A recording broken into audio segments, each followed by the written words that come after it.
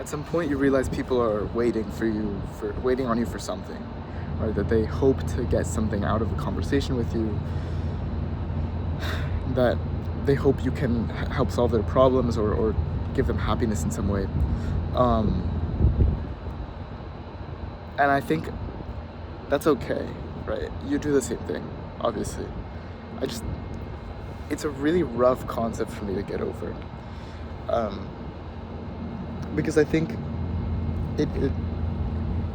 it's a lot about what you can do, and it's also a lot about what you could do. And that's kind of where it gets dicey for me.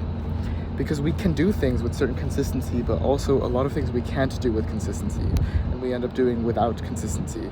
And so sometimes you solve the problem brilliantly for someone, right? Either talking to them or physically or whatever. And sometimes you can't, and that's okay too, right? But if you do it 3 times in a row, it's a pattern, and then people start coming to you for that, and that might suck for you. It might not, but it might suck for you. And if it does, then you're in a place where people are going to start asking more and more from you, right? Because we love development as humans. We love to keep going, right? To look at what's next, because a project finished is dumb. A project finished doesn't exist. And so in comes the burden of your potential. And the burden of your potential only exists because of yourself and because of other people and how other people treat you. And I think it has a lot to do with having an open mind at the end of the day, with being okay if people don't want to be your potential, right? Your potential only exists in relation to other people. It only exists where you have a scale from 1 to 100, where you have a scale from the best to the worst, because potential is what you could be on a scale, right? On a scale of creativity, what you could be on a scale of academic intelligence, what you could be on a scale of street smart, etc., etc., etc., right? It's just a scale at the end of the day. It's your potential, it's what you could be. But what you are now is a multitude, is multifaceted, is incomprehensible. You are the only person that lives in your mind, and nobody else can possibly understand that. And yet we all have this shared experience of what it's like to live in a mind, and we share most of the aspects of our minds with each other. And yet we all have the burden of our potential. We all choose to keep this thing going. And I think it's really important it's part of this series on compassion, right? It's part of this idea to keep people undivided, right?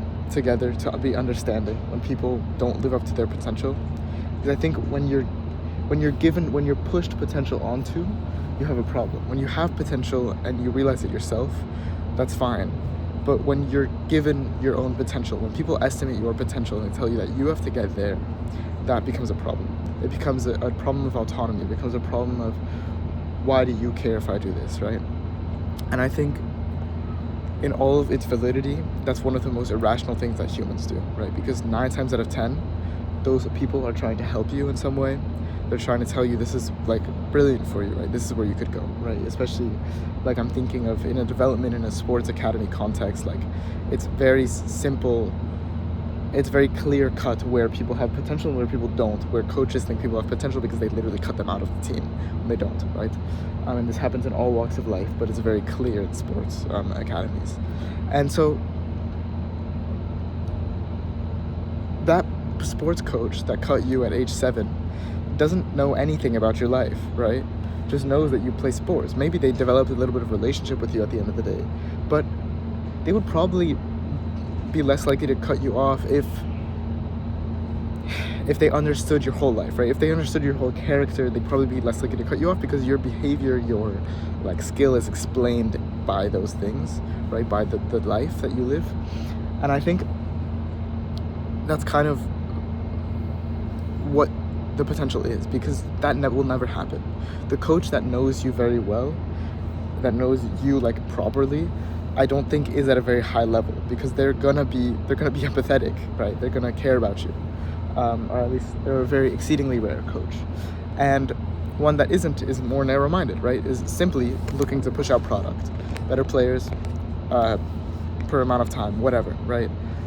That's great for them, but at the same time, you have to be allowed to live your own life. You have to be allowed to not worry about your potential in that one aspect, on that one sliding scale of somebody's subjective approval, right? somewhere in life we get lost in our potentiality to forget that you're living out your potential when you're a person, when you're a human, when you're not reduced, when you're able to be multifaceted, when you're able to fully experience all of the different walks of life, all of the different experiences. People get so much out of life and so many different experiences by being involved, by being judged by different people in different ways, right? You get into schools, you make it to specific teams, like in sports, like we're talking about here. But in general, I think it's really a big thing to not fall into this burden of your potential, that what you have behind you, this thing on your back, is actually gonna hurt you at the end of the day, more often than not, actually, in my opinion. When even if you feel like you can fulfill and you're in the right place to fulfill that prospect, you're never gonna be good enough, right? You're always failing. You get the high score once, and now your brain wants it every time. And this is the thing that happens all the time. It's a bias that we have, right? We just keep wanting to do more. We love progress. And there's always more and more potential, and you can always juice out, but every time you zoom in a little more to the graph, because the potential is smaller and smaller and smaller, and you give up increasingly more of your life, and the ROI, the return on investment, gets lower and lower and lower, because you increase your life's quality by negative. You're making your life's quality worse once you're already at the 99%, just to get that extra 0.1%, to get a little bit closer to this 100% mark that doesn't even look for anything. Because it turns out when you get so good at something, it's not even about who's better than who anymore. It's about just like who is kind of the most themselves, right? Because you get to a point and it's like, and everybody has it their own way, right? Everybody is the best at their own thing, and they're never gonna be as good as other people at the other people's thing, but they are gonna be as good at their thing. So it's like, it's the Billie Jean King mindset of lean into your strengths like a lot, right? And also work on what you're bad at, of course, but be you, right? Keep your art you, and keep yourself as you, and keep the burden of your potential to yourself. The only person who can put that on yourself is you. And as long as you keep that under control with, actually my last video should explain this, but the idea is this, that